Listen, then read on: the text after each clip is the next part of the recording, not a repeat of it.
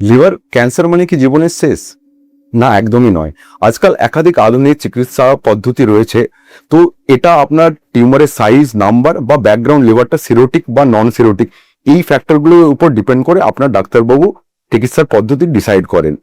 প্রথম যেটা আমরা করি সেটা হেপাটোটমি বা লিভারের একটা পোর্শন, আমরা টিউমার যেটা আছে সেটা আমরা কেটে বাদ দিই। সেকেন্ড অপশন হচ্ছে লিভার ট্রান্সপ্লান্ট, যাতে আমরা পুরো লিভারটাকেই চেঞ্জ করে দিই।